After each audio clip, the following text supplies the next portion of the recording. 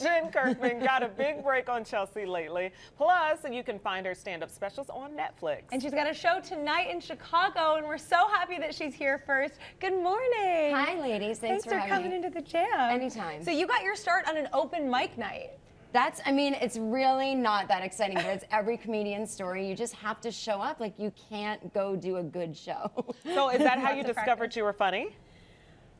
Well, yes, I did well the first night, and that's sort of the secret to comedy. You do well the first night, and then you bomb for 2 years after that. But that one night keeps you hanging on. You're like, I was funny once. Yeah. Yeah. Like it happened at one point. Yeah. So we love hearing about these just rise to fame stories. You're a regular person, now you're super not a regular person. You were 22.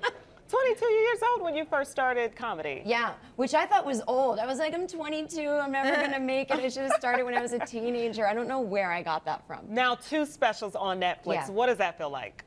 It feels, you know what I actually think is kind of cool is sometimes I'll lay in bed at night and just think maybe someone's watching it right now. I like that it's constantly running and you never know, and it's international, so I have an international, I hate the word fan, but fan base now, so I can tour the UK and Australia and blah, blah, blah, and it feels great, actually.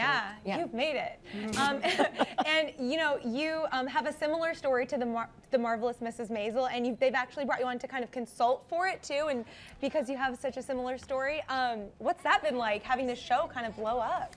It was really cool. Yeah, myself and another stand-up comedian named Noah Garden Sports are the consultants on it, just to make sure everything, you know, they'll ask us questions like, is this really what it's like on the road, or blah, blah, blah. But I think every comedian's story is really the same, where you just find yourself on stage talking about what really feels true to you, and you bomb, you find your people, you find who likes you, you sort of, you have to get to know yourself in front of a crowd. It's a very awkward experience where you make mistakes in front of people, and that's part of the job. How many times do you feel like you have to tell a joke before it like is fully worked out? 20 maybe? Wow. 20? Yeah.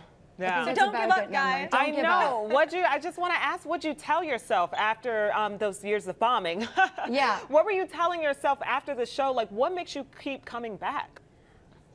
After the show, you're like, I suck, I'm moving back in with my parents, what am I doing? And then it's maybe 3 days later when you see someone else doing it, and you're like, I can do that. Nice. So yeah, it takes a few days to recover. So you got to be a little delusional.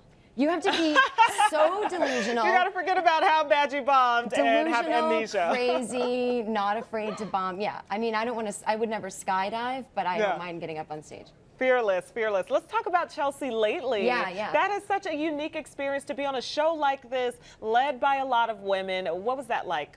It was so fun. It was really a job. People were always surprised that we weren't like drinking in the halls and going crazy because we would get to work at 9 a.m. and then we'd have to film something by 2:30. So we had to get all of our, well, in quotes, news stories. But like Charlie Sheen gave us a good run for a while. Like that, the months that he was going insane, it was like we were getting to work early, like get the news on Charlie Sheen, like he's on a roof with a machete. So it was like an organic newsroom. It was a great experience. It's cool to hear that because you think comedian you guys just practice being funny. That's what you think is just laugh and jokes all the time. But to hear the other side, that it's some grunt work that goes into that there's too. a lot of grunt work to make it look natural. And of course we were laughing all the time, but that was usually when the show was over. But during those 5 hours, it could get really tense when we were like, is this the most updated thing that Charlie Sheen just said, or Lindsay Lohan, or whoever? Yeah, you talked about Lindsay Lohan and the Kardashians quite a bit then, and still very relevant today, huh? I know, if the show is back on, we could talk about Lindsay's nightclub, beach club thing, which I'm not sure is a great thing to do when you're out of rehab, but it's not my business.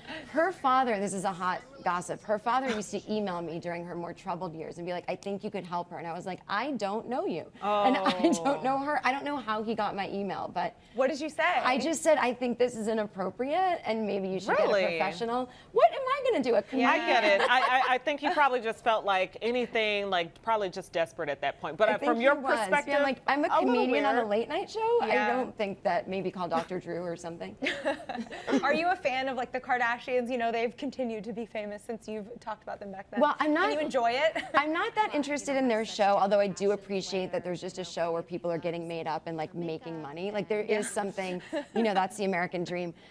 But they were really nice. They came on the show a bunch and they had really good senses of humor about themselves. And again, who wouldn't? Like their lives are pretty charmed. You know, but they're fine. Like they get a pass from me. They're fine. Cool. There we go. All right. Talia Hall, that's where we can find you, huh? Yep, tonight at 8. I mean, no, yes, tonight. I don't know what day it is. Sorry. It's okay. It's a little early for Yeah. all of us. This is Jen Kirkman, everybody. Tonight at 8 p.m., TaliaHallChicago.com. That's where you can find all that ticket information.